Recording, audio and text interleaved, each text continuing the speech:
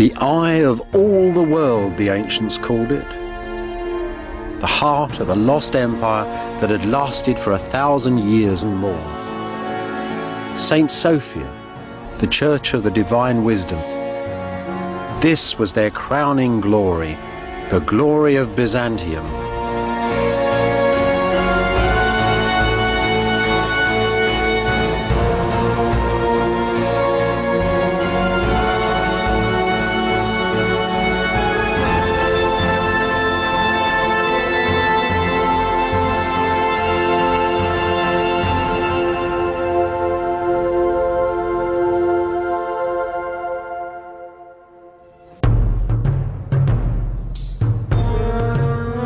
Vanished empire of Byzantium, born of pagan Rome. Byzantium, the dream of a Christian Roman empire that stretched from Spain to Syria.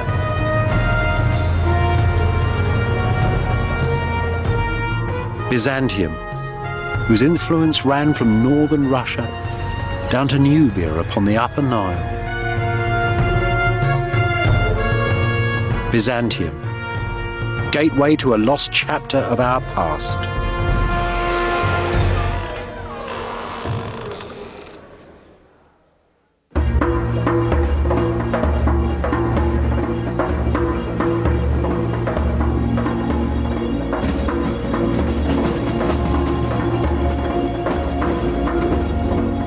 The Orient Express.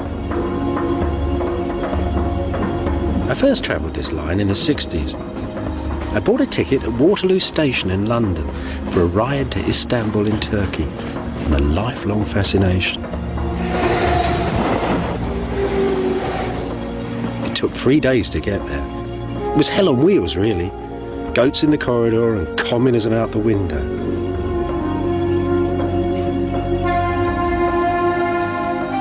Then all of a sudden, the train swung round the bend and bang!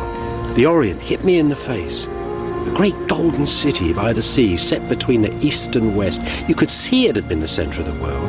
It was astonishing. I'd come to Istanbul. And underneath, the magic ruins of the lost empire of Byzantium.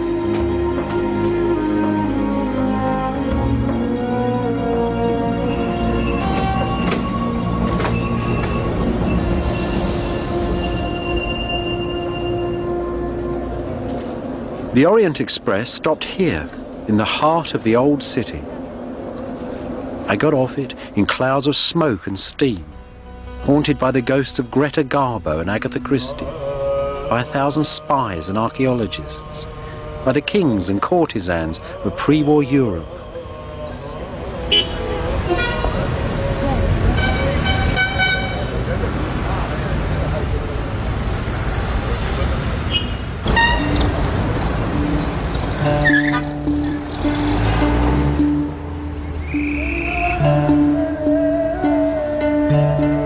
Istanbul, one of the very greatest of Islamic cities, with the monuments of the conquering Turkish sultans who had ruled here since 1453, dominating its skyline.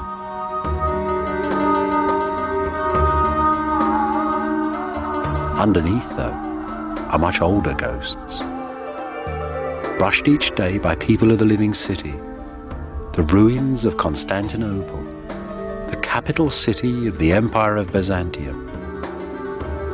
Istanbul, Constantinople, two names, new and old, for the same grand city.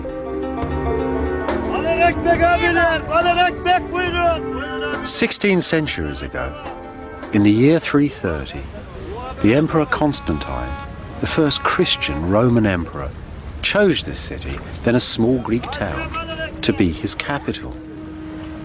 No one quite knows why. One thing's sure, though. The great warrior emperors had left Rome and the cities of the West forever.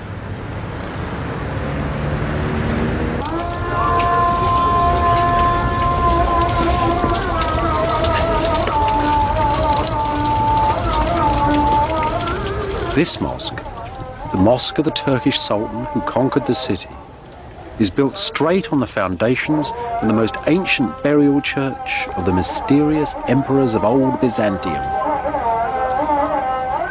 What then was this most ancient, half-forgotten empire? The Empire of Byzantium. Byzantium. That magic, spicy word. Now, imagine that the empires of Greece and Rome had never died, but had been fused together in a single empire set between the East and West. And imagine that the emperors of this kingdom, the sacred emperors, could be torn to pieces by the mobs in the street. Emperors who could mutilate their courtiers and children, could kill their priests and blind whole armies of invaders. Yet emperors whose artists made some of the most finest, the most exquisite images the world has ever seen. Visions of heaven and earth, sublime architectures, copied by everybody from the caliphs of Baghdad to the popes of Rome, the kings of Germany and the tribes of Nubia. Visions of heaven's order and earthly power that still lie deep within the modern world. Just as this mosque, the Conqueror's Mosque, stands on the ruins of Byzantium, so do we all.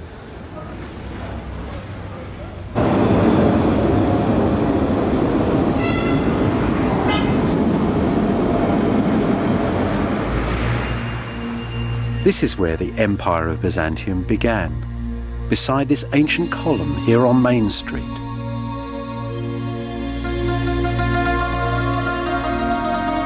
A lonely ancient relic in a modern city. In the year of our Lord 330, on a lovely May morning, a great procession came down this road. It was the highway of an ancient city called Byzantium. And the procession was led by the great Roman Emperor Constantine. And he'd brought with him a bunch of priests, pagan and Christian ones, and they were all holding an incredible collection of relics.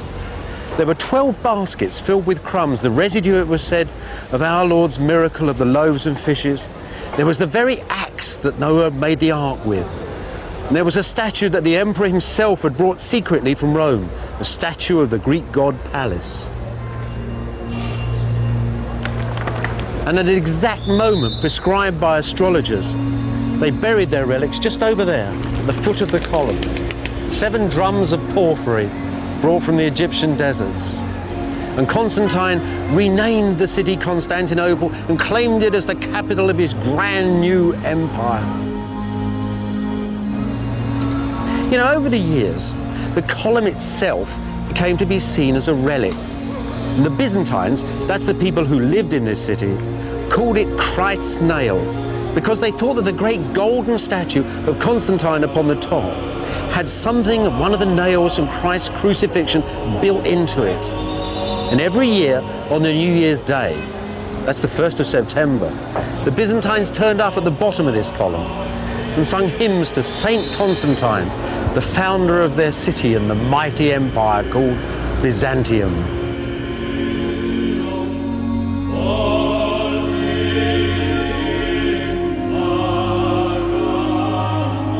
Constantinople was designed to be the center of the Christian world, the center of Christ's government on earth.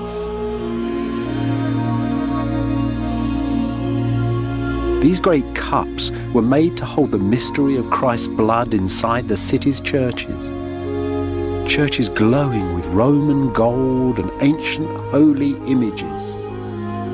Images that for 1,000 years flooded right through Europe and the East.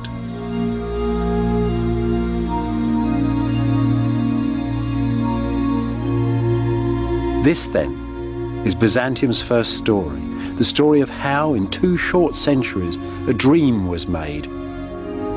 The dream that was Byzantium.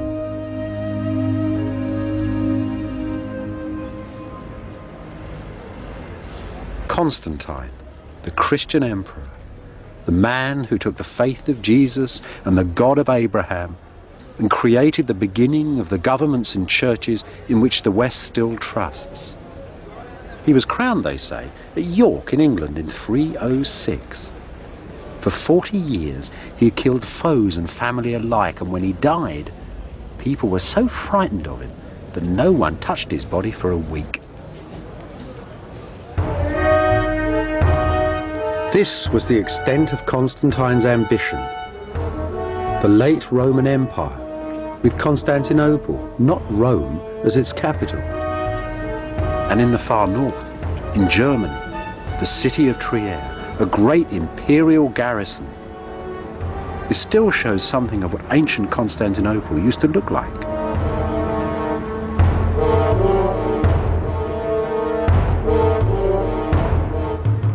The city gate, still guarding the main road into town.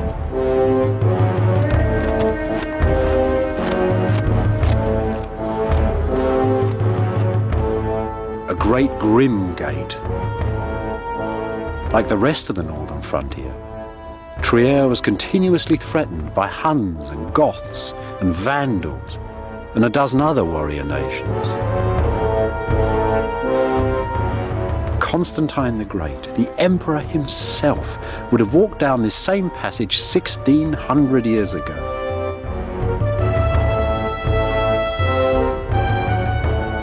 These vaults and arches are the architecture of his time.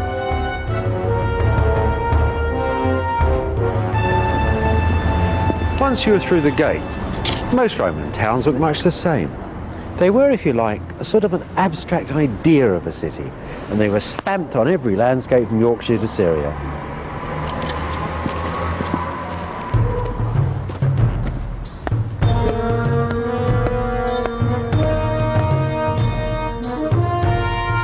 You can still sense their design in 1,000 Old World cities, and in the New World too. From Washington to San Francisco, planners still use parts of the same old patterns.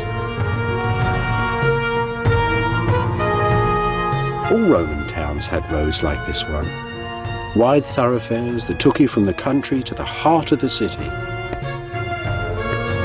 This one is at Palmyra in the Syrian desert. In Constantinople, it was called, quite simply, the main road. Now, what you've got to see is that behind all these columns, there are little rows of shops running down the sides of the street. Butchers, bakers, candle makers, all sorts of people. In Constantinople, it would have had the goods of the known world. Africa, China, the Baltic, everything was for sale. Just imagine, the emperor. He's coming in triumph. He's won a war and he's coming through the gate. The shopkeepers have been told to dust down the streets. Flowers have been strewn all over the pavements. Roses are raining down upon him. There are rugs and silks fluttering in the breezes all around him. The whole town has been sucked out to come and see him. Behind, of course, behind the main street, were all the town houses, servants, soldiers, all the people. There were taverns, brothels, everything in a city. And in amongst those, studded in amongst those, were those huge buildings that Constantine had to build before his city could really be called a Roman metropolis.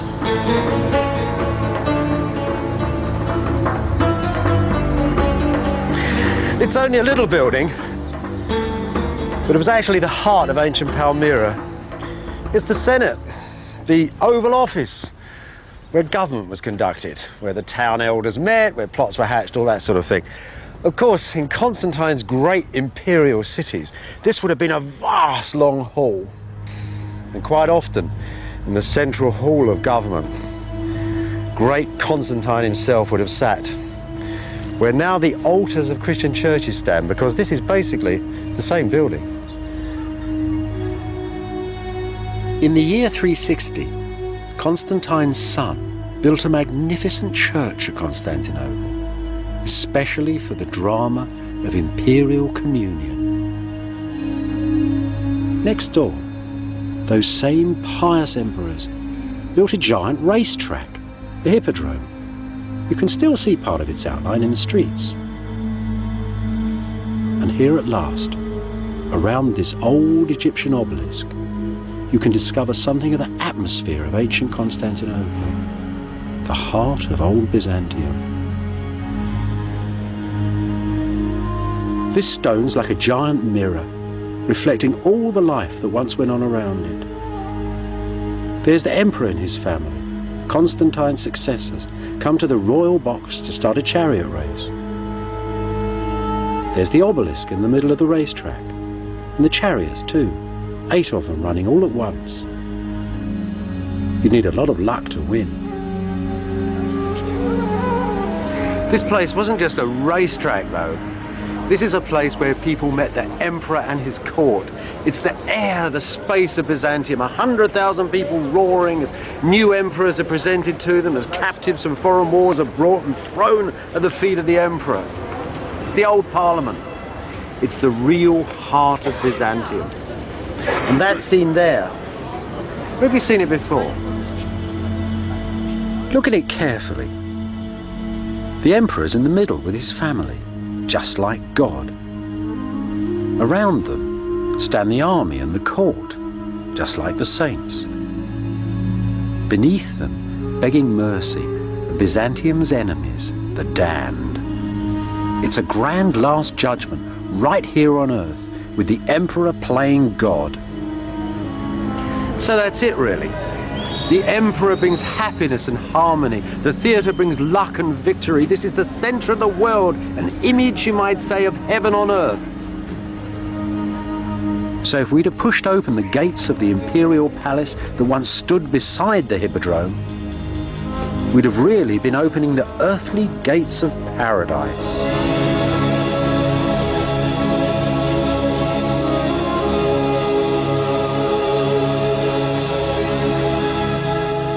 Arcades of gold and marble, silver boats on pools of mercury, silk carpets, golden thrones in halls of porphyry and pearls.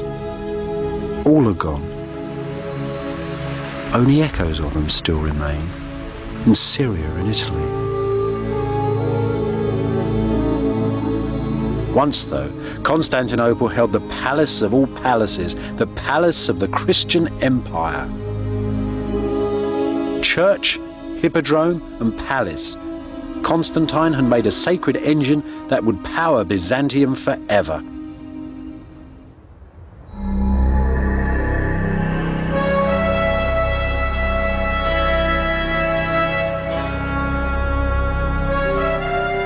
To protect the holy city of Constantinople, the emperors of Byzantium built the largest city walls in all the world. Armies that controlled the lives of millions rode from these gates, and through them passed the produce of an empire.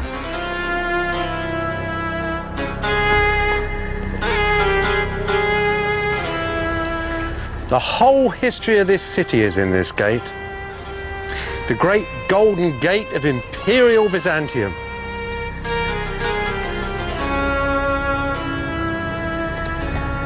You see that great high span at the top?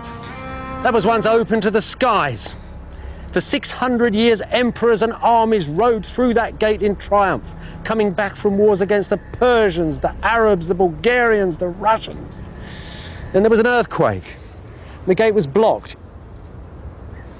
And that final gate at the bottom, that even a cavalryman couldn't come through on a horse, that gate was built in the final years of Byzantium.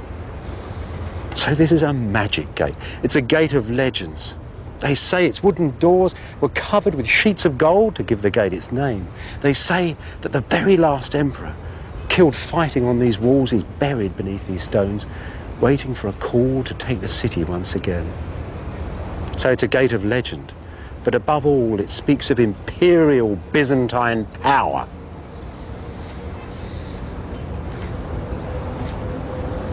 Power to control innumerable lives.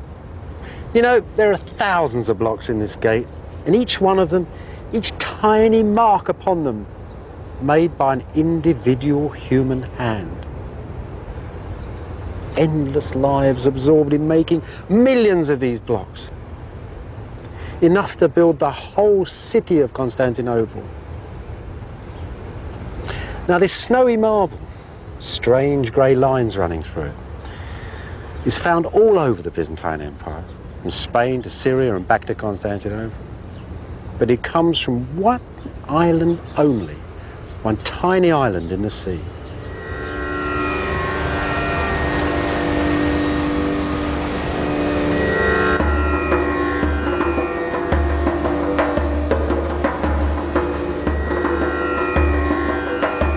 Southwest of Istanbul, 3 days sailing on an ancient slave ship, is the Isle of Marmara. Its very name means stone.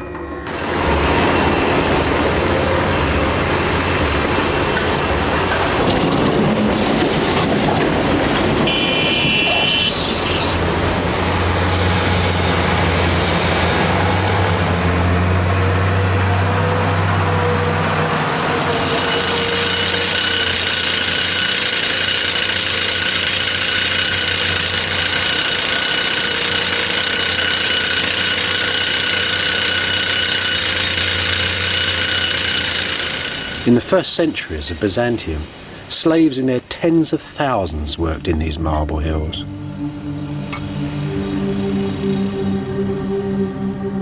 How the Byzantines love marble. In marble, says a priest, God trapped fields of flowers and mountain forests, and fish and fruit and melting snows. The ancient blocks still strewn across the quays hint at the frantic energy that was once used to move their precious stone. Still inside the modern quarries, an ancient stone that weighs around 100 tons, part of an enormous column to memorialise the military victories of Byzantium. If it were finished, it would have had a spiral staircase cut in it, and rows of sculptured soldiers on its turning surface. It's still here though. It cracked as it was quarried.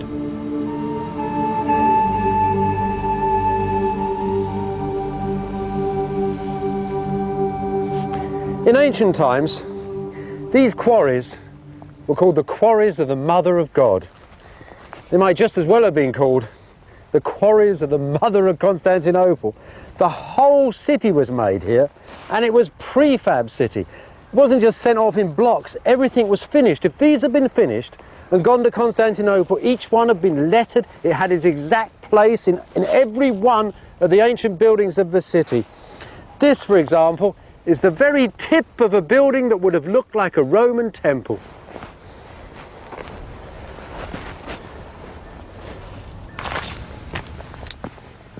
Modern quarry masters tell me that they find the best new seams of marble in the hills, beside the ancient stones. This would be a good spot then. A giant lonely column shaft.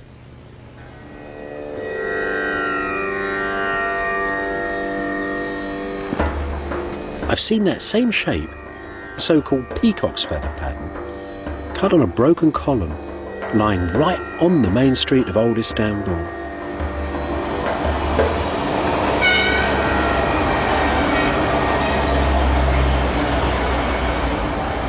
This was once a marble square on a highway at the middle of Constantinople. I don't suppose the Turks of modern Istanbul think much about ancient Byzantine victories. Yet there's still some fragments here of that great memorial column that made it all the way from Marmara. The ghosts of the imperial armies still lining the routes of their processions through the city.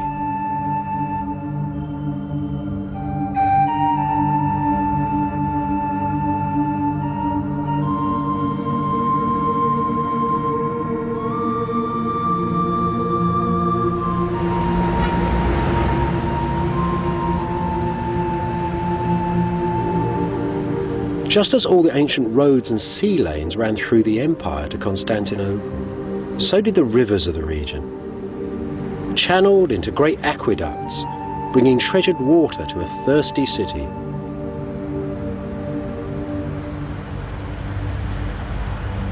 Underneath the town, cut deep into its hilltop, an eerie underworld, some 15 centuries old. freshwater cisterns, so that the Byzantines could bathe just like the Romans did, in marble halls.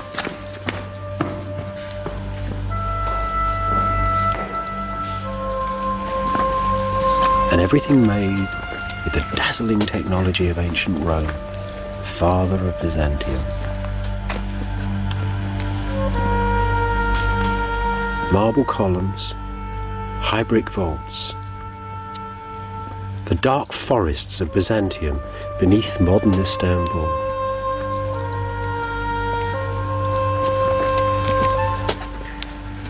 Those Greek letters, hammered into the column with a chisel point, the marks of one of Marmara's quarrymen.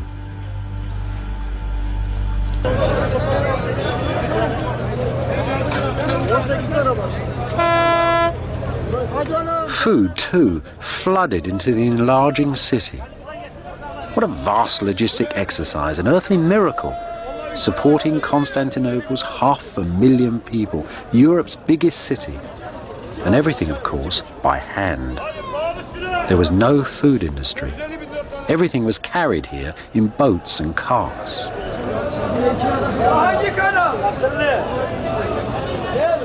The finest fish, the Byzantines believed, were caught beside the emperor's palace, between the rising of the Pleiades and the setting of the blood-red star Arcturus.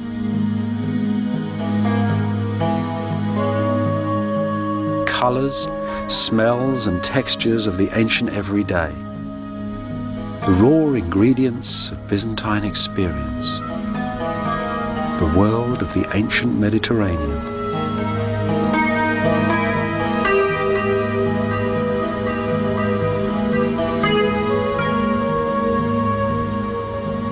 Just like the people of modern Istanbul, the Byzantines loved fresh bread and fresh vegetables. Well, the bread, at least the grain for it, they brought from their province of Egypt. The vegetables they grew themselves, in little plots beside their houses in the city, in fields in a great green swathe that ran for mile upon mile down the walls of the city. And here's still a bit of it today, growing more or less the same crops. Look at the garlic, the onions, the dill they used to flavour fish, especially those heavy yellow fish soups they so love. And this, well, this is an ecological Byzantine delight here. There's 3 or 4 different sorts of crocks. There's rocket for salad. There's chard and cabbage again.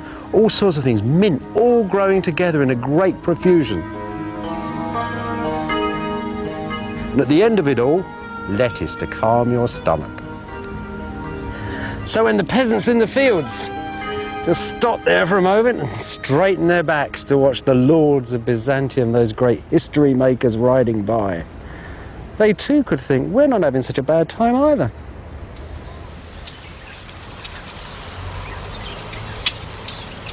The Byzantine economy was based on the classic Mediterranean diet: wine, grain, cheese and vegetables and olives. Olive oil was a staple. It was Byzantium's fuel. It lit streets and homes and lighthouses. It oiled carts and cured baldness. And it was used for cooking. In its first centuries, Constantinople's oil came mostly from northern Syria. This is a wonderful thing. It's a piece of Byzantine industrial archaeology. It's a factory for making olive oil. This is a marvellous little place. I'll show you how it works. It's very sensible, very logical. The olives were picked from the trees. They came down that little street in wagons. They were tipped down through a window, and they fell into that trough down there. They were then scooped out of the trough and put into this mill. This is a great oil press for the berries. You see this drum? There were 2 of those. They fitted on end in here, side by side. A bar went between them, and 4 or 5 men pushed round the outside and reduced the olives, the skin, and the stone into a sort of horrible, messy pulp. That then was taken out of there and laid in these circles here. Now, this thing in the wall here held a great beam that ran through the air. And hanging above this was a huge cylinder of stone. And that then was slowly dropped onto the massive olive paste, and the oil dripped down into these tanks. Not the end, because this, after all, although it's cold pressed, is actually a very impure oil at this moment. So they take it out of here and they put it into this tank here. Now this tank has already got water in it, so as they pour the olive oil in, it floats to the surface, all of the impurities go down to the bottom. And see this little trench here? A vital piece of gourmet equipment, because this is where the very finest oil ran from that impurity tank down into this tank to make fine clear olive oil for the tables of Byzantium.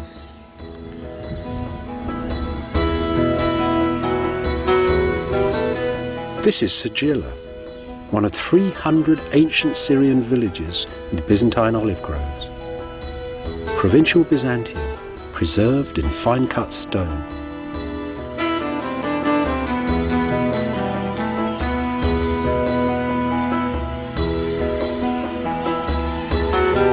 Just off the main square is the public bathhouse, forerunner of the Turkish bath. St. John cast whores and devils out of one of these.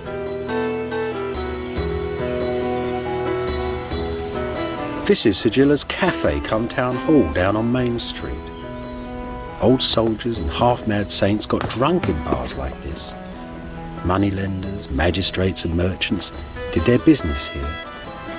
And can you hear the farmers, tough, independent homesteaders, chuckling about the prices that the city folk were paying for their olive oil? Life was very good. There was time for both the devil and his baths, and for the church and all its works.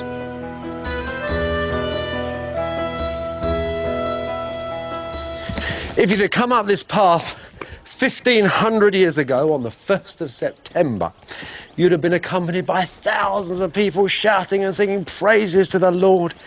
It was the feast day of St. Simon of the Pillar.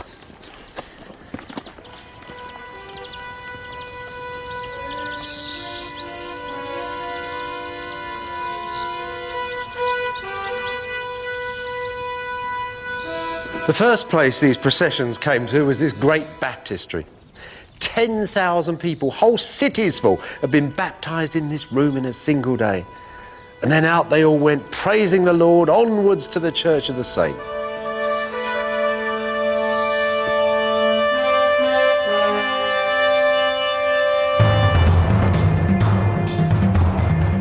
It's Roman architecture still, of course.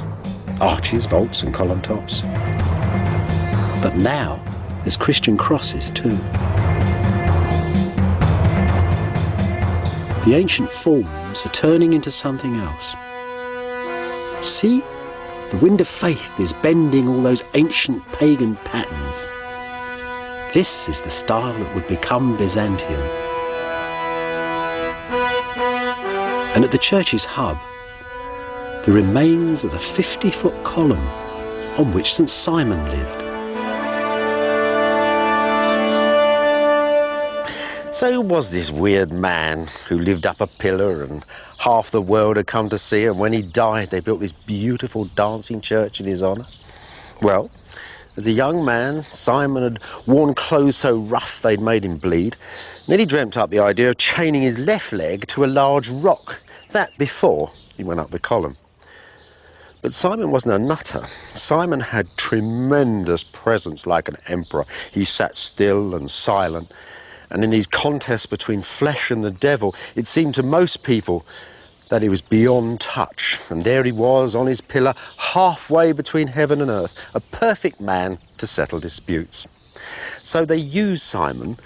The farmers of Syria would come here when they were in arguments and he would settle one against the other. The Bedouin, the Arab Bedouin, came to see him too. The emperor used to come to see him, and always he acted as a balance in society. Such a terrifying balance that if he cursed somebody from the top of his pillar, a rock would explode next to the unfortunate individual. So Simon, it was a vital element in this new Christian empire. An element which somehow had taken the old stern order of the Roman age and left it halfway between heaven and earth.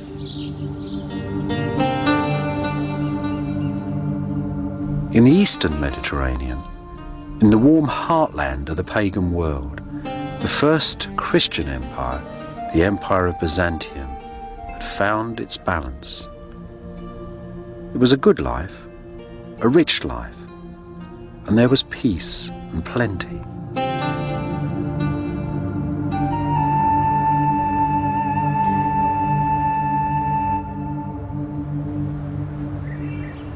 You know, it always strikes me as funny when people talk about the fall of the Roman Empire. After all, standing here in Constantinople, it just got richer and richer and richer. Didn't fall at all. I suppose really it's because Rome fell. In fact, Rome didn't fall, it just got poor.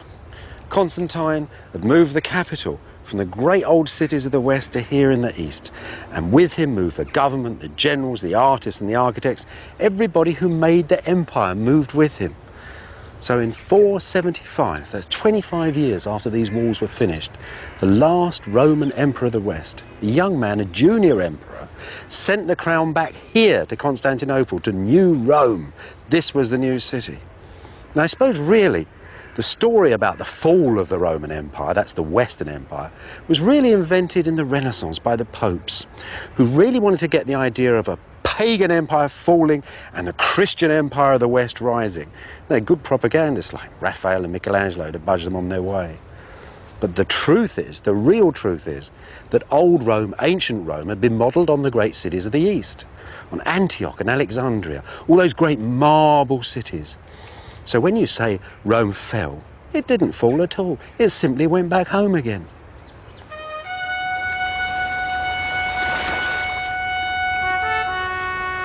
After the last emperor of the West resigned, Byzantium lost most of its European provinces.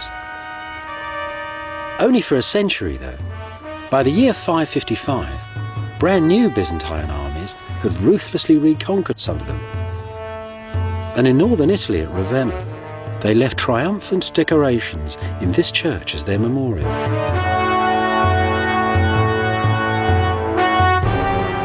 The man there is Justinian, the emperor who 200 years after Constantine completely remade the Roman Empire.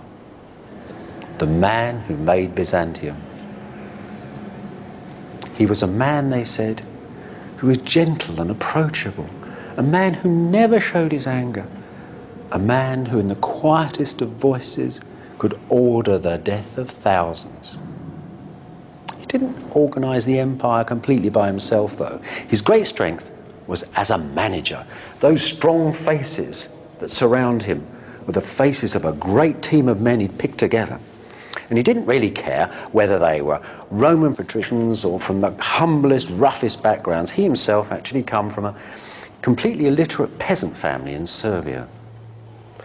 Justinian, though, was only half the picture. The other half was that most remarkable woman over there, the Empress Theodora. They'd married each other for love, and they stayed together for 25 years. And look at the young ladies of the court there. They're looking sideways and a bit nervous. You see, it's not proper for young girls to look straight at you, not unless you're a woman of power like Theodora. But that is actually a portrait of a woman dying of cancer. Within 2 or 3 months of this mosaic being finished, Theodora was dead. Justinian ruled for another 20 years. He never remarried, and he went to her grave and lit candles until he was a very old man.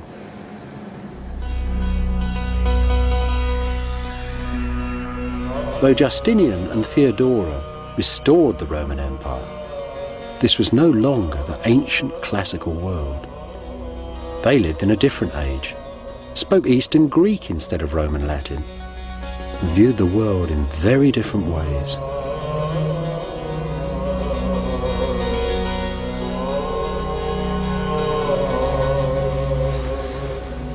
Look at these sculptures. They're probably the last classical figures ever made.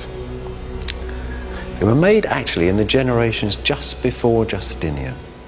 Now, at first glance, You might think they're just part of those usual old classical things you see hanging around museums.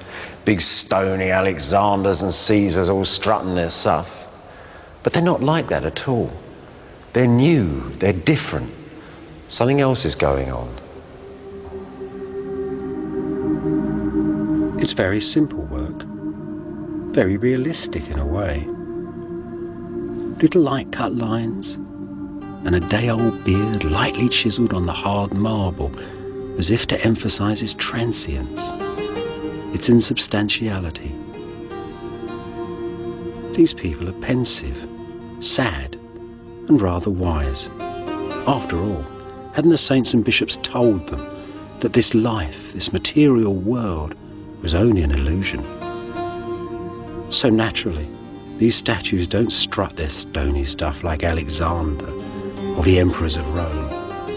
They are not heroic descriptions of skin and bone and straining muscle.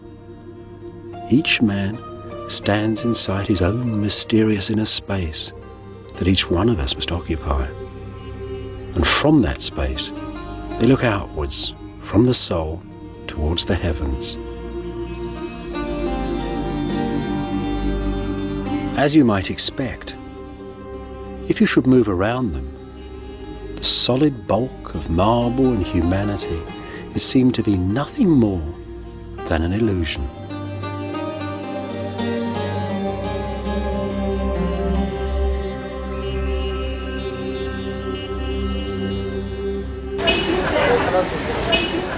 These brand new people, though, were clever and inventive too. Many of them were drawn here, to the centre of the empire. Most of Byzantium's brightest brains were packed into these tiny streets and apartments that surrounded the palace complex in Constantinople. There were people here come to seek their fortune at the court from all over the empire, from Spain, from Egypt, from Syria. There were mathematicians, lawyers, doctors, scientists, magicians, alchemists, all sorts of weird and wonderful people packed and living tightly together in these little streets. In the 520s and 530s, there was a great excitement bubbling up inside this unique community. Justinian and Theodora had planned to build new palaces and churches such as the world had never seen.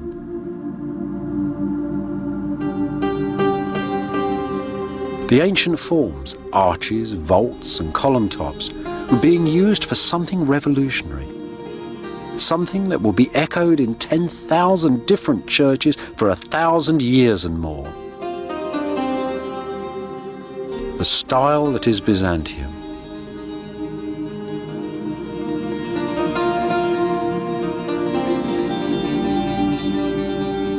This seaside church, set right beside the palace, was made for some of Theodora's favourite priests.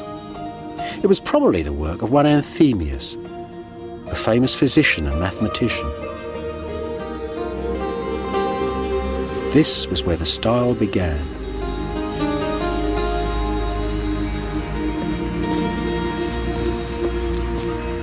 Theodora built the church to hold the blood-stained cloaks and bodies of two martyred soldiers, Sergius and Bacchus, the army's patron saints. Now it's a mosque.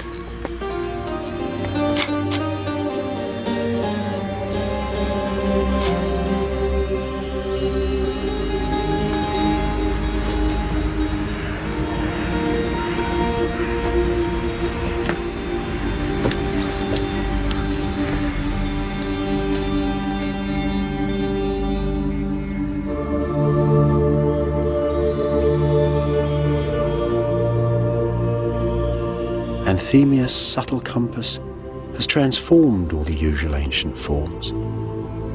Squares become circles, circles octagons, and all around a single central point. Space spins into ever smaller spaces. It's as perfectly mysterious as the finest natural crystal. The walls, the columns, seem to be nothing more than an illusion and simply fade away.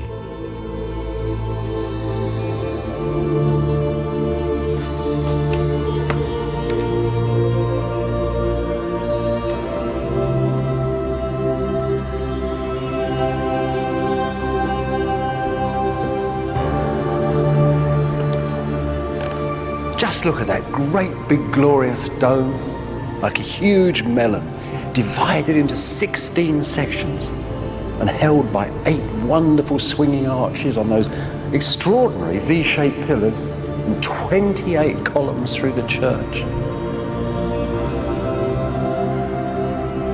It's like a vast net of stone and brick slung over this central space, this strange, mysterious space for the imperial communion. It's a wonderful piece of architecture, and it solved all sorts of problems that you can't even see. You see, those low domes exert tremendous pressure, and there's a force in this building to push the bottom of it out so the whole thing comes crashing down. Now, Anthemius, like every other architect, has used stone here as lintels and beams, as stress and strains, the old way of doing things. But he's come up with a brilliant idea to hold the church together. And it's this cornice. This huge, beautiful marble cornice with its inscription to Justinian and Theodora. This isn't just here for decoration. This links the church in a chain. It binds the stones together. A great necklace for the church, brought from a shining island in a bright blue sea.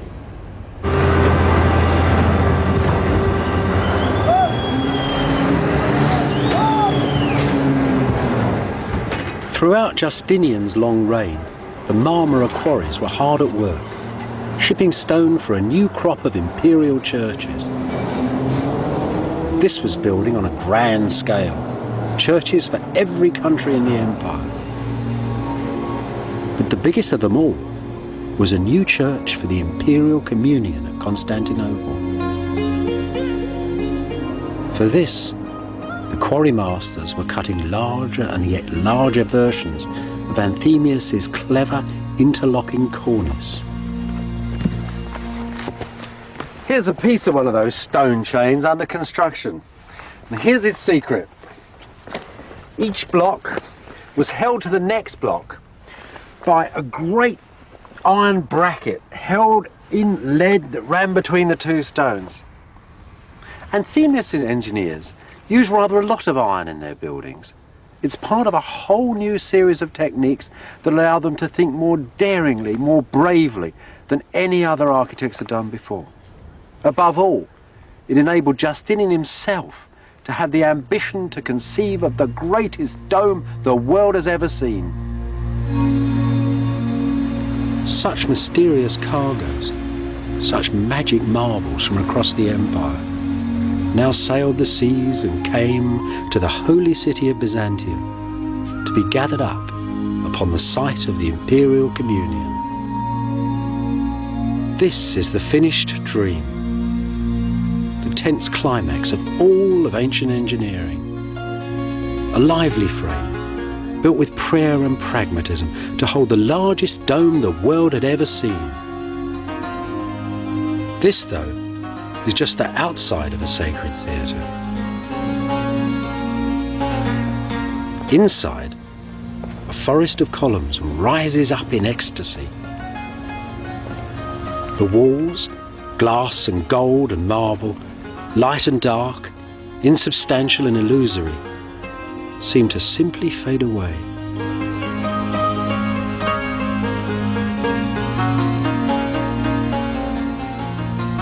A perfect sea of space for God's holy wisdom to come down and touch the earth. A perfect theatre for the anthems of Byzantium. Lo, the lords of heaven and earth have come.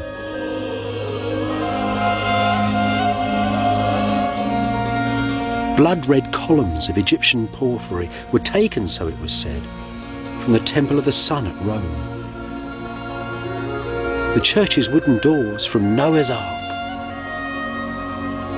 The building's bronze was stripped from the temple of the goddess Artemis, one of the 7 wonders of the pagan world.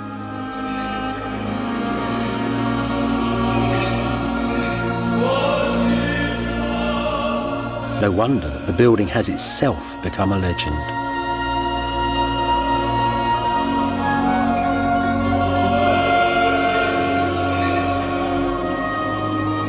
Poets said the church combined the size of sunset and the scale of quarries. The hues of birds and fish and precious stones. All the textures and experience of that ancient everyday. The living pink of baby's fingernails, the rising of the bright red star Arcturus.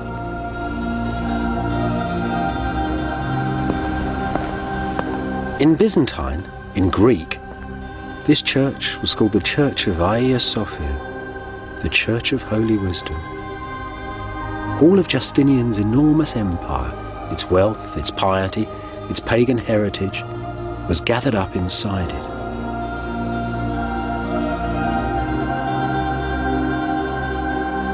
Throughout the next 9 centuries, this vast old building stood right at the centre of Byzantium, a symbol of its true destiny on earth. And on the last day of Byzantium, the emperor and his troops came here to pray before they walked out onto the city walls to die. For these were the vaults that held the dream that was Byzantium.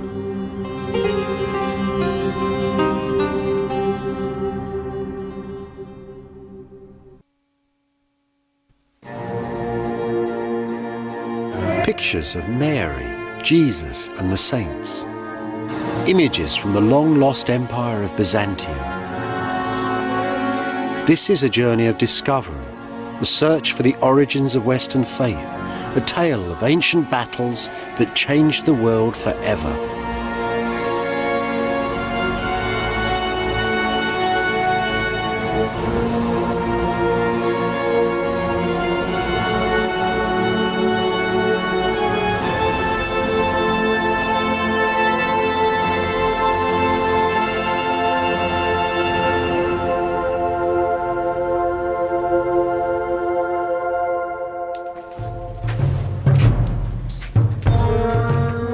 Born of the Bible and the pagan Roman Empire, Byzantium still stands at the heart of the modern world.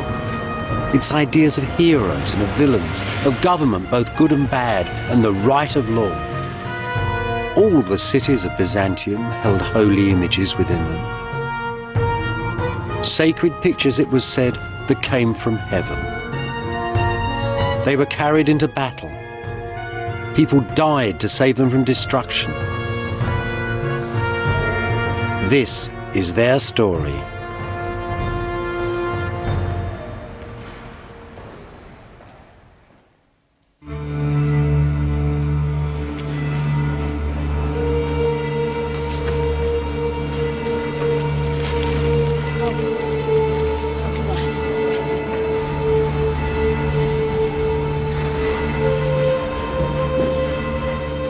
This is the heart of the ancient palace of the popes of Rome.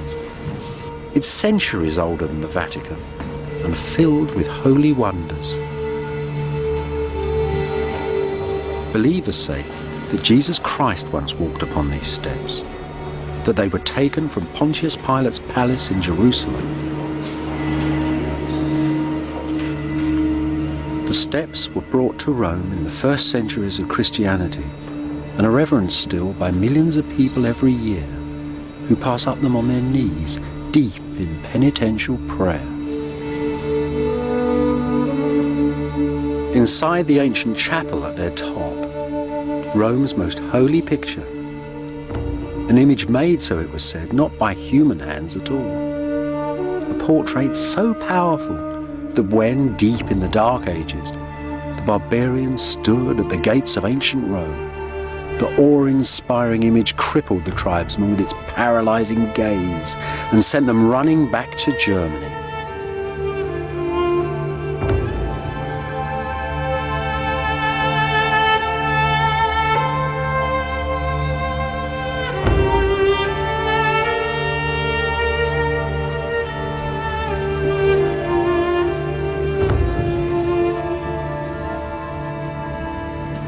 Painting's entirely encased in silver. The nearest you can get to it is that little face on the top, which is actually painted on linen and lays right on the ancient panel. And that type of face a round one with dark hair. It's probably the nearest you can get to an authentic portrait of Jesus. The original was said to have been painted on the walls of Pontius Pilate's palace by the first Christians. The real painting, underneath, has been entirely washed away 1,000 years ago. That doesn't matter, really. This is more than a picture. It is literally a window into heaven, a link between divinity and the earth. The Romans call their painting the akaropita, an ancient Eastern word that means a picture made in heaven. It was actually made in the 7th century in the Empire of Byzantium, part of a standard set of pictures of the people of the Bible. All those images come from the East. They're our most basic images of kings and gods and governments, of heroes and mothers and villains, all those types we take for granted. And their story of how they got from the East to the modern West is an astonishing tale. They've come through fire. It's a story of blindings and hatreds and the light of faith. It's our story, and it's a part of the story of Byzantium too.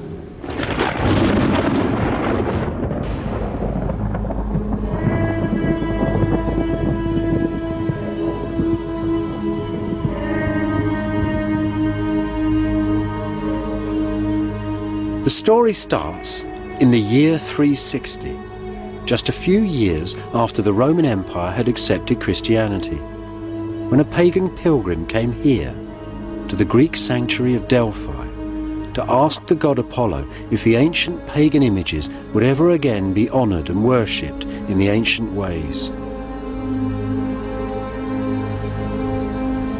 Deep down, under Apollo's vast temple, an old lady sat, filled with the fumes from a volcanic crack underneath and drugged with cyanide. She babbled a reply, and a priest took down her words in classic verse. Tell the world the glorious temple has fallen. Apollo's springs are dry. The world no longer has a prophet.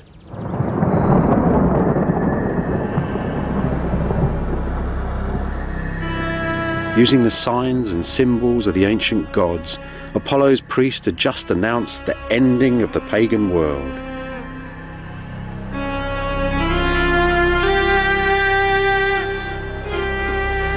In the pagan world, the gods controlled everything. From the movements of the stars in the sky to the fishes in the sea. And their signs and symbols were everywhere. They protected crops and trees. They were in every stone. When the thunder came down, you understood it because it belonged to a god, and every god had its sign. It was a complete universe, and everybody felt secure in it. When Christianity took over the Roman Empire, it attacked and swept away all these signs. Now, these signs were as old as man himself. And Christianity was pretty poorly supplied with alternatives. After all, it was a language of books and words. But unless it was to fail, it had to develop, and develop quickly, a whole new set of images for the world.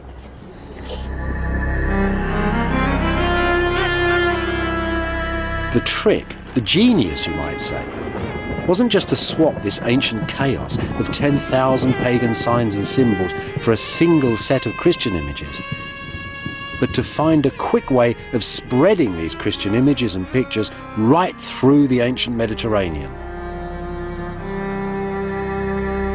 Books. Books were the answer. Books were invented at the same time that Christianity started. Before that, there were scrolls. Now there were pages. This is a copy of one of the oldest books in the world, from the first centuries of Christianity. Look, if you flip through it, you see pictures.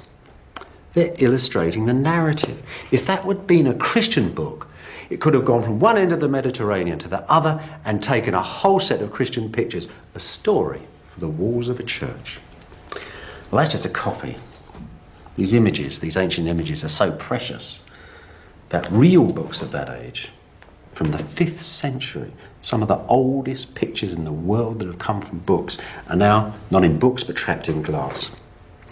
Look. Here is Jupiter.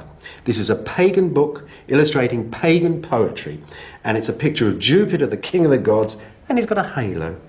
just like Christian saints will have in their pictures. And he's holding a globe, just like Christ will, in 1,000 churches. And he's sitting under the ark of heaven, as Christ does. And he's king of the stars and the moon and the sun. This is a pose which says to you, king. You can't have Jesus, king of the world, unless he looks like a king. That looks like a king. That's where they're getting, as it were, their iconography from, straight from the pagan faith. Now look at this. Here's another one of these very precious ancient illustrations, really the roots of our Western art. Think of that.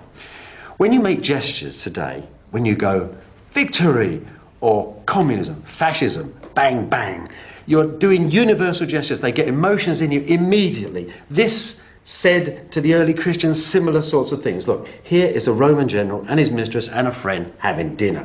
They're sitting round a table, they've got halos on. Everybody would know this was an imperial table. There's a way of drawing tables, even with a fish on a plate in the middle. You'll see that in churches. You'll see that same image, except there, it becomes the Last Supper.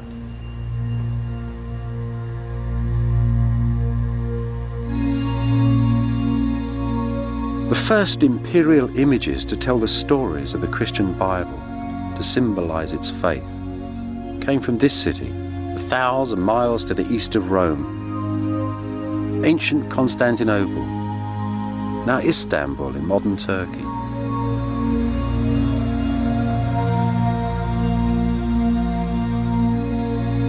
The Emperor Constantine the Great dedicated this column when he founded Constantinople in the year 330. From that year on, the city stood at the heart of Constantine's vast empire, the first Christian state, master of the greatest cities the world had ever seen, Alexandria, Antioch and Rome, and the capital of the brand new empire of Byzantium. From the very beginning, Constantinople really sizzled. New religion, new state, new government, everything here was up for grabs. Amazingly enough, we have a good idea of how it felt to be alive inside this city, and at just this time in history. It's a 1,500-year-old press photo. It's not on film, though. It's on ivory.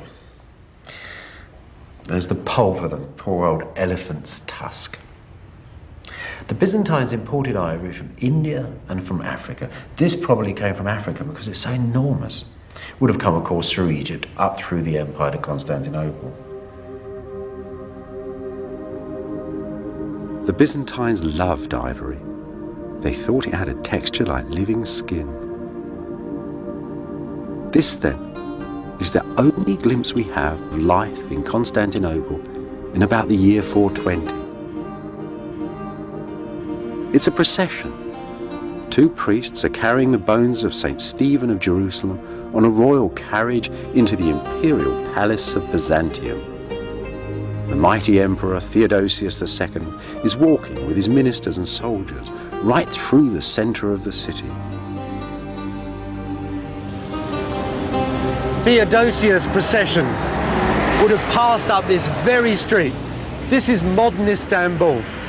In those days, in the 5th century, it was called Constantinople.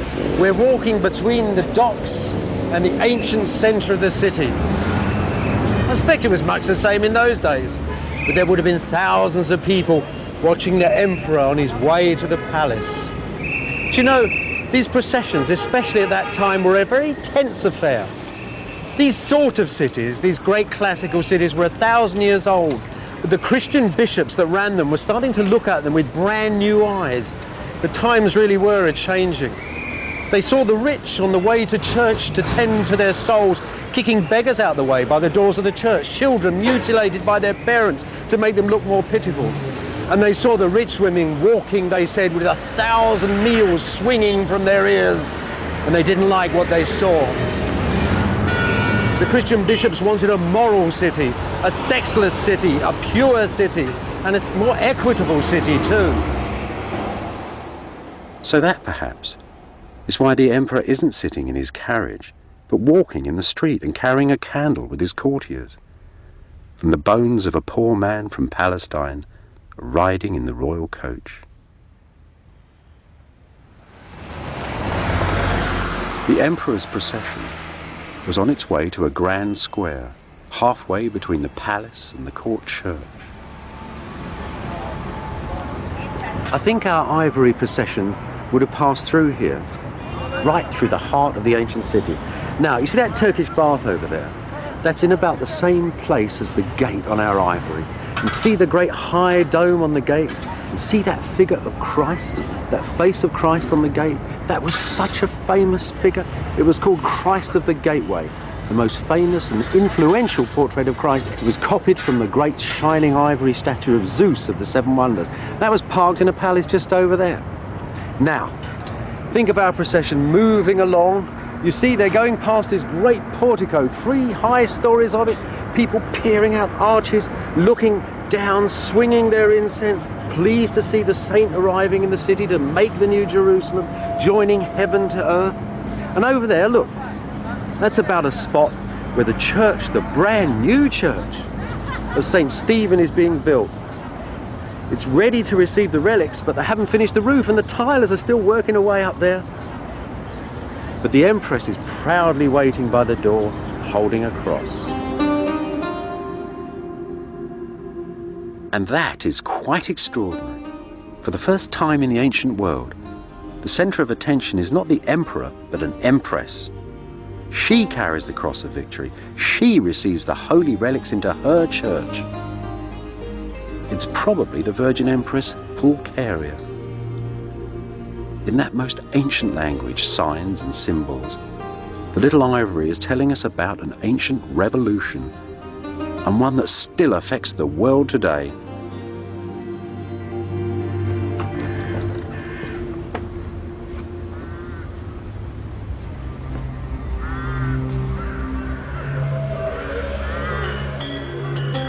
In the first years, many of Christianity's most famous pictures were made here, in the grounds of the great monastery of St. John Studios at Constantinople.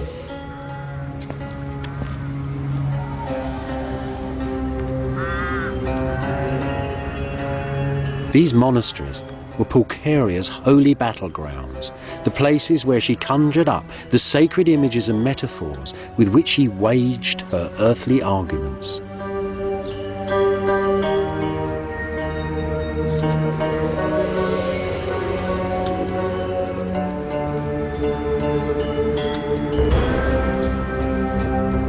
At the centre of this ancient image factory, one of Constantinople's oldest churches, where the sacred signs and stories were put to powerful use.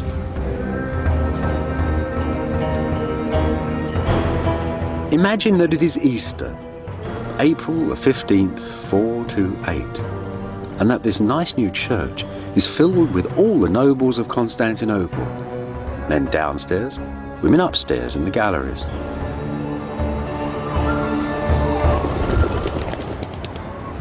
Suddenly, there is a great hush. The imperial guard and the emperor and all his family have walked into the church. Now, in the middle of these churches, there's a stone pulpit. For more than a century now, preachers have been giving fire and brimstone from these pulpits, using all the language, all the signs and symbols of the Christian faith and the ethics of the Bible. They laid out the whole structure of this brand new Christian empire. And the emperor and his family listened in humility.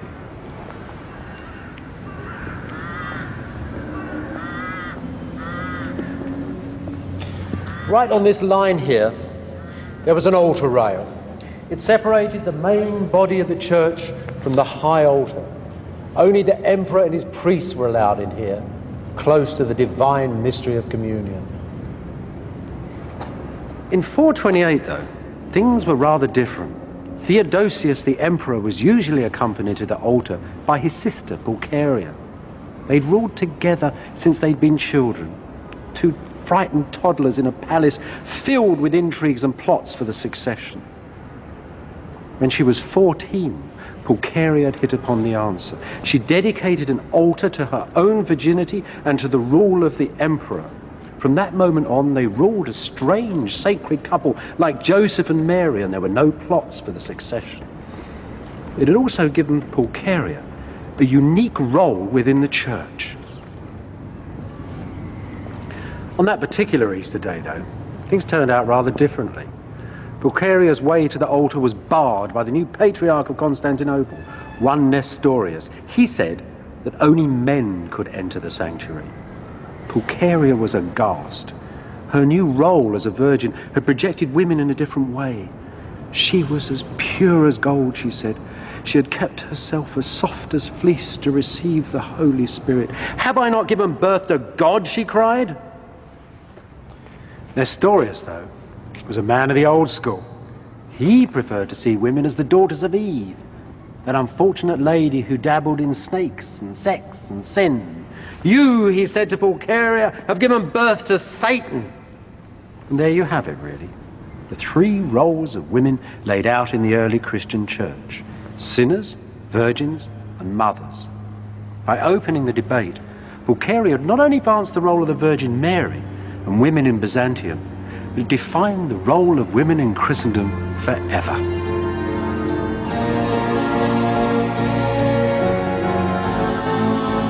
Encouraged by Pulcheria, the next full council of the church declared Mary, the mother of Jesus, to be Mary, the mother of God.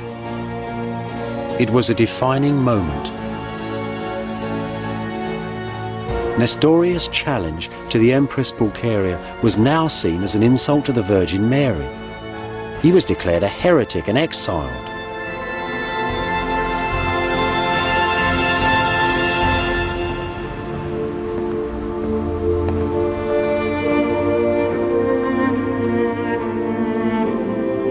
Thanks to Pulcheria, the family of the Emperor of Byzantium had become a mirror image of the Holy Family in the court of heaven.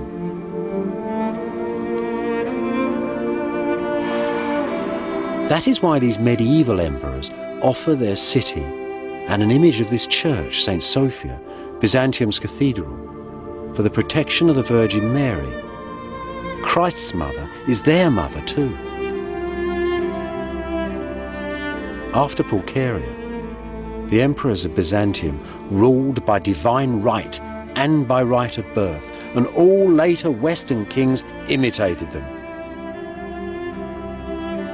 Pulcheria had cast that spell of power and sanctity that still surrounds the offices of government today. She'd also changed the way that men saw women and women saw themselves.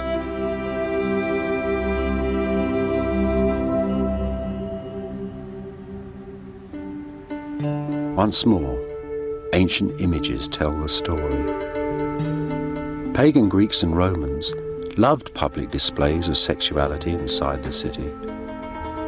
They seemed to hold the force of life within them. They gave assurances of immortality. The Christians, though, had gazed upon eternity. Just as they destroyed the pagan temples, so they attacked the pagan body image. Byzantine preachers said that the silent power of nakedness threatened anarchy within the family and the state, and it was covered up.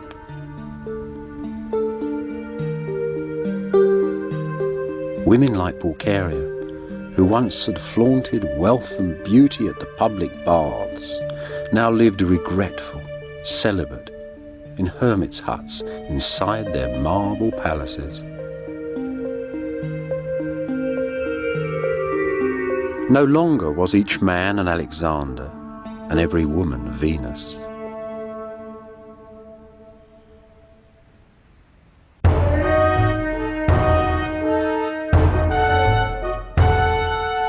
Right through the empire, the cities of Byzantium were filling up with Christian piety. Yet it was still a magic, superstitious world. A world, too, where those who knew the will of God held quite enormous power. Hermits like St. Simon of the Pillar, who preached in Syria, and did not hesitate to question the behaviour of the emperor himself. Since you have become arrogant, O Emperor, and since your heart has forgotten the Lord your God who gave you the imperial crown and the imperial throne, and since you have become a friend of the feckless, faithless Jew, then know this: soon you will face divine judgment, and then you will raise your hands to heaven and moan. Impiety, then, brought down the wrath of God. Piety, on the other hand, brought prosperity, good government, and victory too. The preachers kept their eyes on the great cities and on the countryside as well. For the people who fed and fueled Byzantium were also at the mercy of the Lord.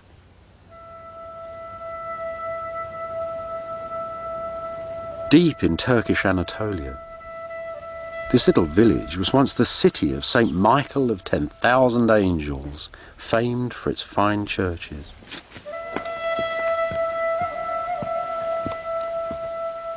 In Byzantium's countryside, life was on a knife edge between prosperity and starvation, between flesh and the devil. Magic stones still eased the pain of reaping and of childbirth.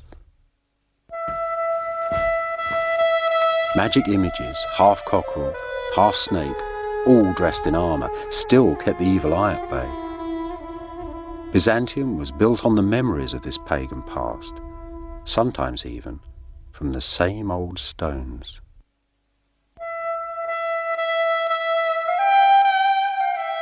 Ancient demons haunted the countryside, stopped up wells, curdled milk, and threatened plague and madness. Many saints were really doctors, ministering to a madness born of holy terror. Their prayers drove out the ancient devils, safeguarded animals and crops.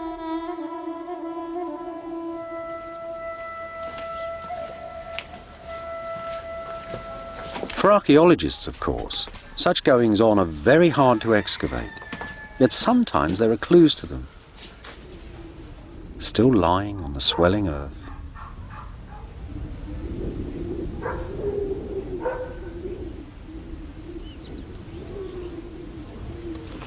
If you ever wondered what attracts archaeologists to one place rather than another, this hill is a wonderful example.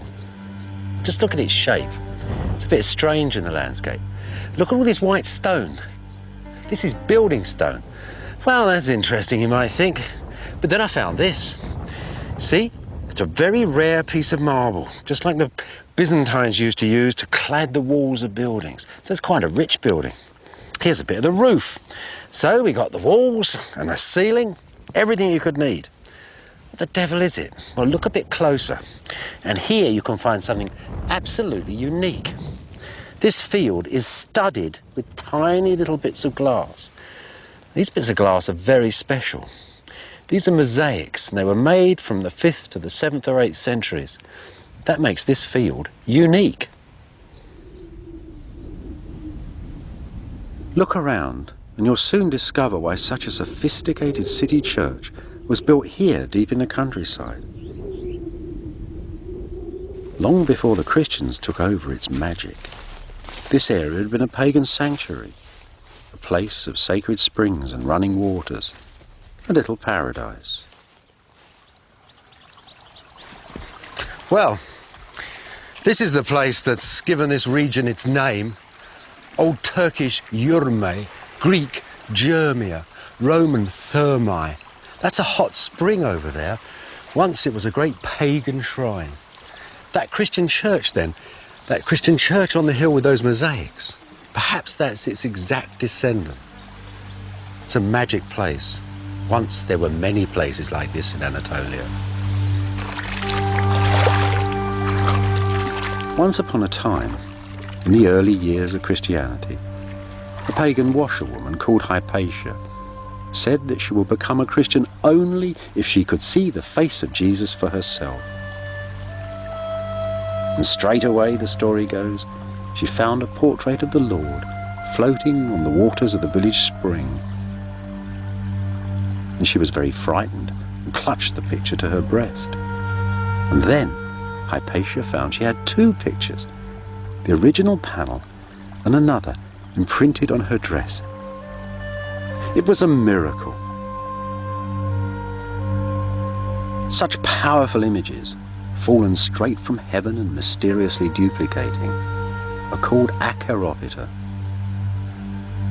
Tradition has it that several of them still survive. The acheropita in the ancient palace of the popes at Rome, the great shroud of Turin.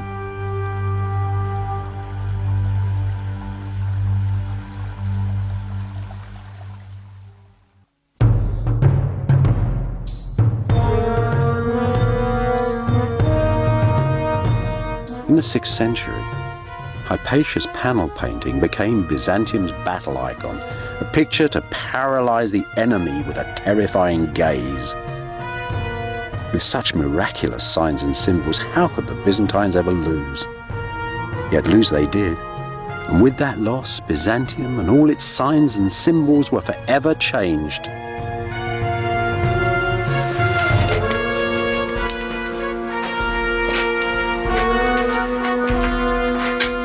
These are the ruins of a Byzantine border fortress, set right upon the edge of the Syrian desert. In the 7th century, the east exploded. The Byzantines moved on Persia, and the Persian armies moved towards Byzantium.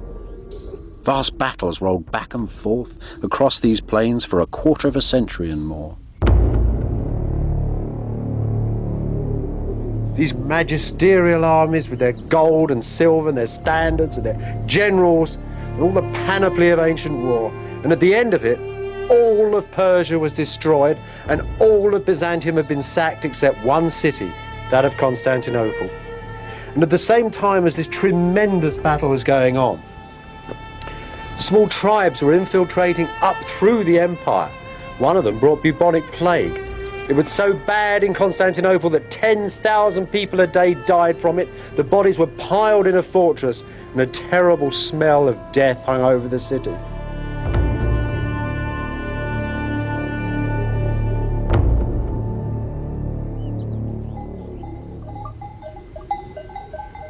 One of these tribes, from a Byzantine trading city in Arabia, found a great prophet in their midst, Muhammad. Muhammad had the ability to turn a personal religious revelation into an immediate political reality. Fired by his genius, the armies of Islam swept through the devastated landscapes of the East. In 636, in a gigantic battle on the Golan Heights in Syria, the Byzantines were crushed. Not long after, the best part of the Byzantine Empire, that vast empire that once had run from Spain to Syria, was ruled by Arab courts.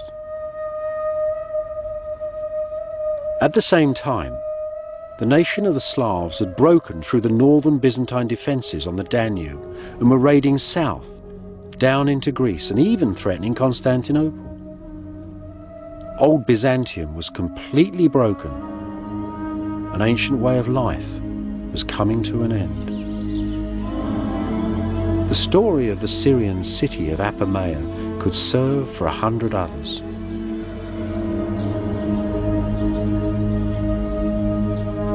Apamea had been a huge rich city for 1,000 years. In pagan times, it had had a sprinkling of philosophers and fine temples. Antony and Cleopatra came here on their honeymoon. Byzantine Apamea, too, had its share of elegance, of churches, relics and fire-eating bishops. There'd been hundreds of cities like Apamea throughout the Empire of Byzantium. But now, after the Great Wars, they'd all collapsed. It's very difficult to see a disaster in archaeology. Things stop, all you get is ash. In the Byzantine Empire, coinage practically stopped being issued. This meant that nobody could collect taxes, nobody could mend anything anymore. There were no inscriptions. History practically stopped. After the 7th century, the survivors came back into the ruins and started to build little houses and small fortresses amongst the great spines of the broken cities. At that point in the world, Constantinople was the only imperial city left unconquered. You could say that Byzantium had changed from an empire of cities to an empire of fortresses.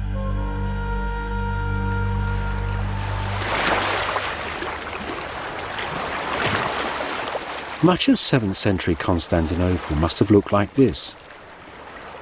Old Monomvasia in southern Greece. The city's walls protected refugees from the lost empire, soldiers, craftsmen, landowners. Its churches were filled with images from 10,000 distant shrines. Its open squares and public highways were choking up with curving lanes and little alleyways. The scale of life had changed completely. People now stayed by the family fireside, read books in silence by themselves, cultivated their souls, engaged in clandestine love affairs. Even patterns of eating and drinking changed. Take bread, for example. Corn in Constantinople largely came from Egypt. After the Arab invasions, there was no corn from Egypt. No free bread handouts, first time in hundreds of years. Worse than that, the wheat that came from the north actually tasted different, but it rose like modern bread. And that's really where the modern loaf starts, I think. But it wasn't just the food you eat, it was actually the way you ate it. Ancient people had sat on couches and been served by slaves. They didn't really have knives and forks, there was nowhere to put them. Now, with chairs and tables, people were sitting down, so that the great classical spoons were filed down to make a little fork which you could prod the food. Pretty soon people would be cutting their own food up with knives. Other changes too. With the loss of Syria to the Arabs, practically all the olive oil trade dried up. So you had to light your house with candles. They were quite expensive. Not so many fry-ups either. There were more boiled foods now from the north. Northern foods called more for beef than pork. The northerners too brought different clothes with them. Byzantium was cold. People took up wearing trousers for the first time. And those tough guys from the north with their long hair began to be copied by the Byzantines. If you want to look cool and groovy and wild, you look like a northerner. The old classical world was disappearing. Behind the high stone walls, there was uncertainty and stress and fear. And in the age-old way, Byzantium expressed this change of mood with the signs and symbols of its faith.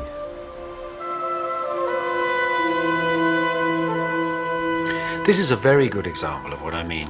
In its day, this coin was absolutely unique. Instead of having a picture of the emperor on the front, it had a picture of the Christ that was over the palace gate. It's extraordinary. Nobody knows why it was done.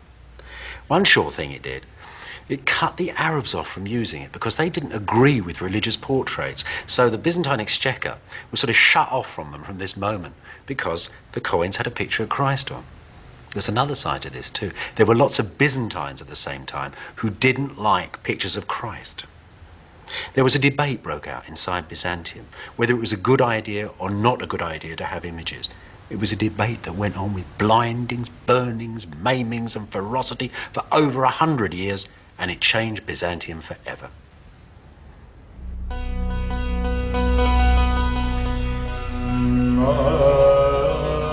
By the 8th century, after the invasion of Byzantium, Constantinople, the ancient capital, stood at the centre of a gathering storm.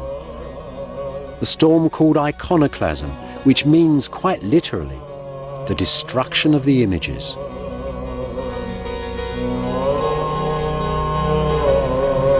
In the year 730, there was a whole lot of agitated people milling around in this square.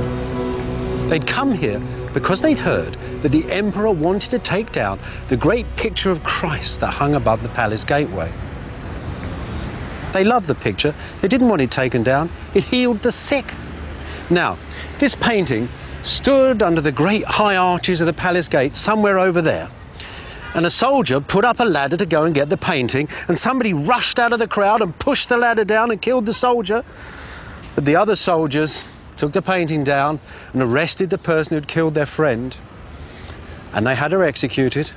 And Saint Theodosia, the Virgin Martyr, became the first victim of iconoclasm. Iconoclasm, the cataclysm of the paintings, this movement that started in the palace of Byzantium to destroy all holy images. 30 years after they took the picture down from the palace, the iconoclasts, that is the people who were destroying the images, went through the great church itself. The patriarch was murdered, all the images were taken down. And though the angels came down from heaven, so it was said, and beat the impious emperors, the iconoclasm continued.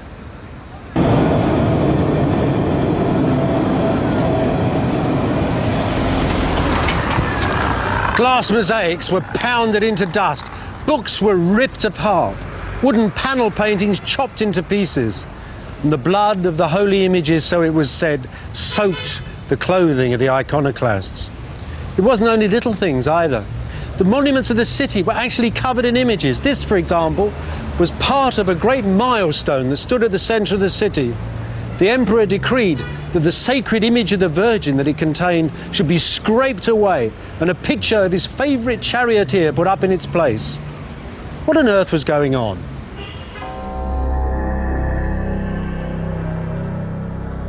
Once more, signs and symbols tell the story. About the year 750, that same emperor who so hated holy images restored this fine old church, St. Irene's in Constantinople. The plain cross is the measure of the man. The pious emperor Constantine V, a single-minded soldier. Like other emperors and generals of the time, Constantine V believed the sacred pictures were evil in the sight of God. The church contains no other images. We move in a dangerous and mysterious age.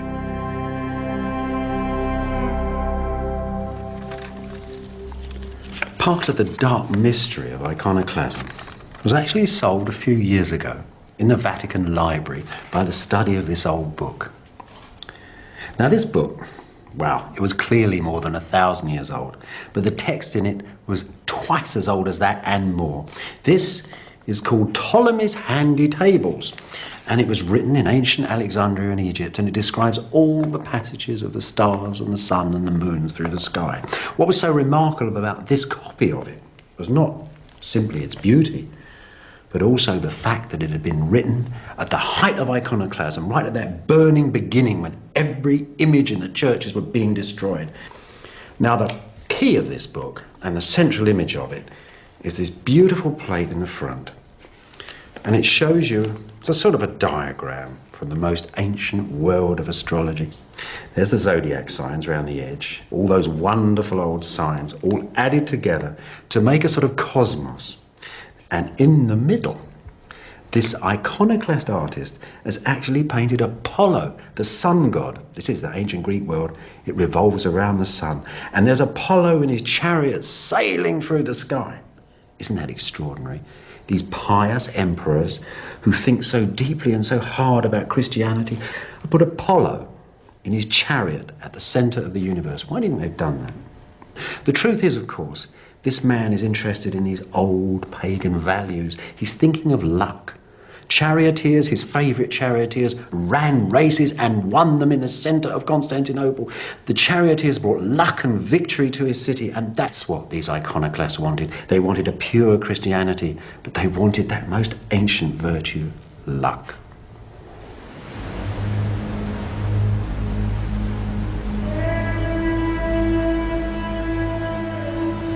In the great spasm of iconoclasm that passed through Byzantium in the 700s, the monasteries and nunneries along this lonely coastline to the south of Constantinople sheltered both the artists and the holy images.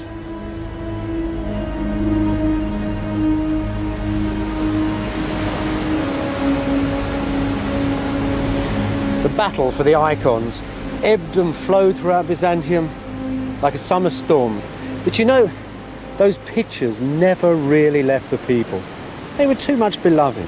The monks really fought for them. The monks of the great imperial monasteries of Constantinople, the monks that lived here in this idyllic land along the coast of Marmara, they died for those pictures.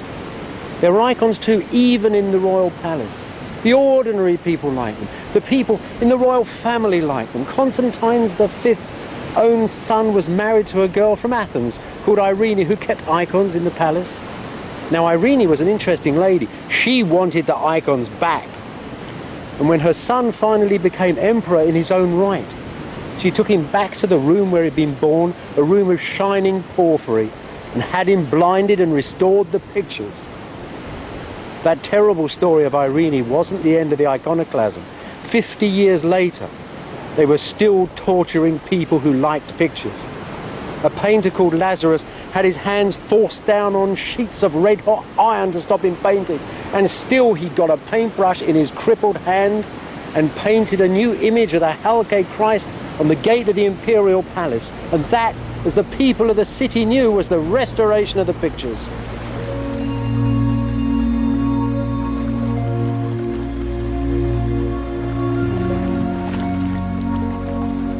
In the year 867, on the 29th of March, the Patriarch of Constantinople, one Photius, dedicated the first pictorial mosaic in the Church of St. Sophia,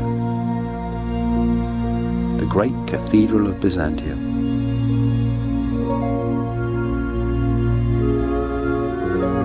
Beside it, in mosaic, was a single sentence: "These images that the heretics cast down have been set up again by pious emperors." The iconoclasts had lost the century-old debate. Even in her image, Photius tells us, the Virgin graces and delights. She strengthens and she comforts us. Once again, the holy pictures filled Byzantium with their unearthly presence.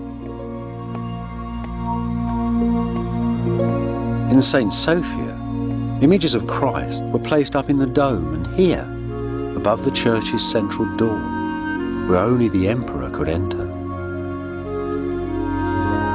Not the favourite Western image of a mortal Christ impaled in time upon a cross, but the old familiar figure from the palace gate, Christ of all time and of all places, Christ, Lord of the cosmos. Before this ancient image, penitent emperors now prostrate themselves in awe.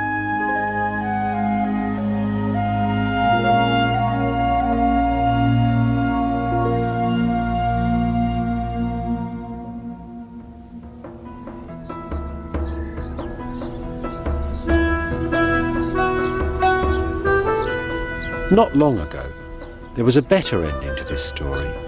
Here, in the ancient walled city of Nicaea, close to Constantinople.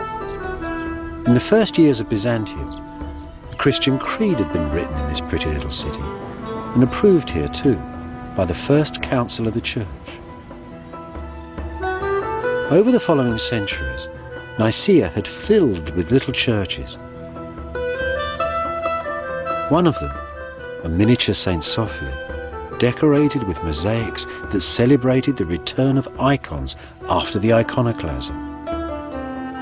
Now, though, you can only see the glittering scenes in old photographs. The triumphant angels, the exquisite Madonna drawn over the shadow of the iconoclast's plain cross.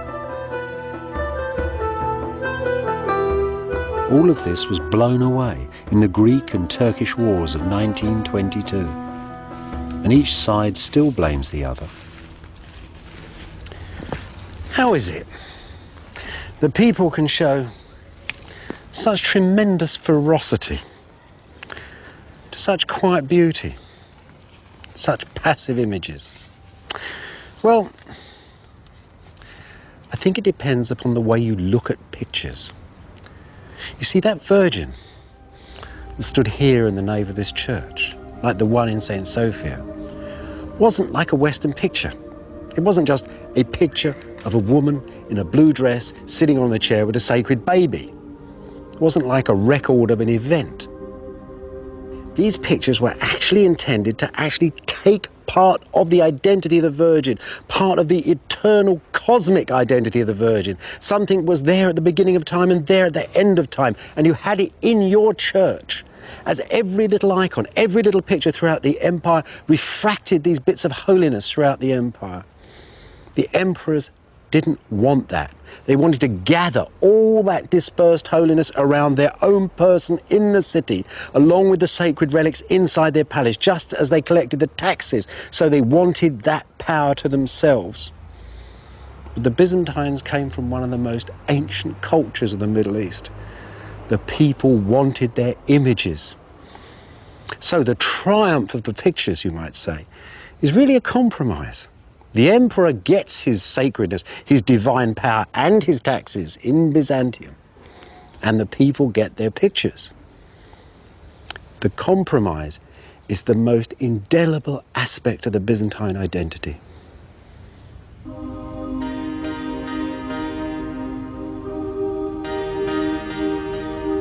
This is a picture of a procession carrying an icon, and it was made 6 centuries ago, in the last years of Byzantium. It gives a precious glimpse of Constantinople's most famous image of the Virgin Mary, painted, it was believed, from the life by St. Luke himself.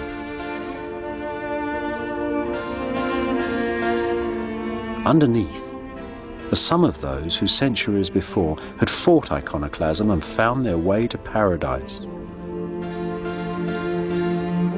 Saint Theodosia, the Virgin Martyr, the abbots of the monasteries, the artists, they hold the pictures that they died for. Pictures painted with such passion and precision, such blazing colour, such quiet power.